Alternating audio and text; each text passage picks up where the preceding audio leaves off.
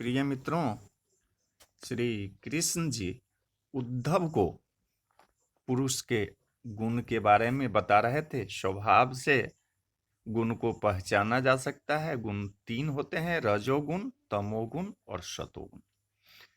इसी के बारे में हम बताएंगे कि श्री कृष्ण जी उद्धव को क्या कहे। श्री कृष्ण जी कहते हैं कि हे उद्धव, अब मैं गुणों से पुरुष का स्वभाव कहता हूं, सुनो। अर्थात किन किन गुणों से मनुष्य के स्वभाव कैसे हैं, यह अब मुझसे सुनो। सत्व गुण का स्वभाव जिसमें होगा वह शम दम युक्त, सहनशील, विवेकी, धर्मनिष्ठ, सच्चा, दयालु, आगे पीछे का सोचने वाला, संतोषी, उदार, त्यागी, गुरु भक्त, विश्वासी, बुरे कर्मों से अलग, सरल, विनयी और आत्म प्रेमी होगा।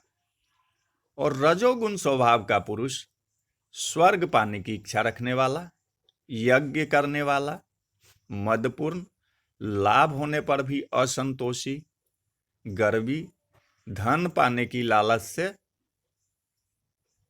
देवताओं का उपासक, मोह बुद्धि वाला, विषय भोगी, घमंडी, अपनी प्रशंसा चाहने वाला, बल से ही प्रयत्न करने वाला होता है। और तमोगुणी स्वभाव का जो आदमी होता है वो पुरुष क्रोधी, लोभी, झूठा, हिंसक, याचक, दंभी, मेहनती, कलही, शोकित, मोही, दुखी, दीन, आलसी, कामातुर और जड़ होगा। यह तीनों गुणों की वृत्तियां है। अब इनका मेल सुनो। मैं शांत हूं, मैं कामी हूं, मैं क्रोधी हूं, ऐसा विचार गुणों के मेल से ही होता है। इसमें इंद्रिय और प्राण के व्यवहार तीनों गुणों के मेल से है, ऐसा मानना चाहिए।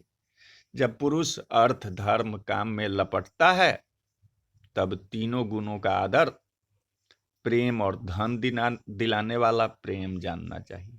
जब पुरुष की रुचि सकाम माने कामना रहित धर्म की होती है तो वह गृहस्थाश्रम में लपट जाता है या अपने धर्म में आसक्त रहता है।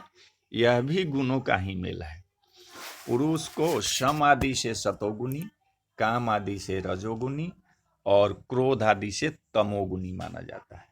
जब स्त्री या पुरुष बिना कुछ कामना के अपने धर्म का बर्ताव करते हुए प्रेम भक्ति से मेरी पूजा करते हैं तब उसका स्वभाव सत्वगुणी मानना चाहिए। विषय भोग की आशा रखकर अपने कर्म से मेरी पूजा करता है तो रजोगुणी स्वभाव का है। और जो हिंसा जैसे बकरे आदि का बलिदान कर मेरी पूजा करते हैं वे तमोगुणी स्वभाव के समझे जाते हैं।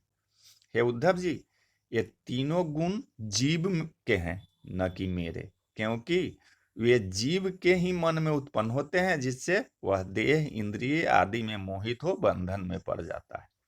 पर मैं तो उन गुणों का प्रेरक होकर सृष्टि आदि को रचता हूँ।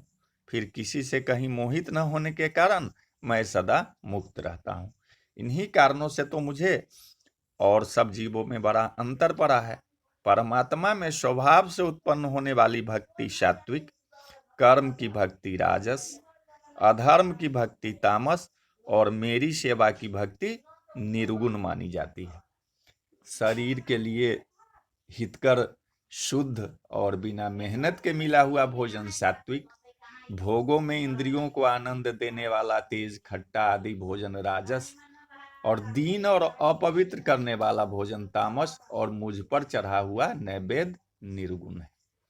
आत्म सुख सात्विक, विषय सुख राजस और मोह सुख तामस और विवेक विचार सुख निर्गुण है।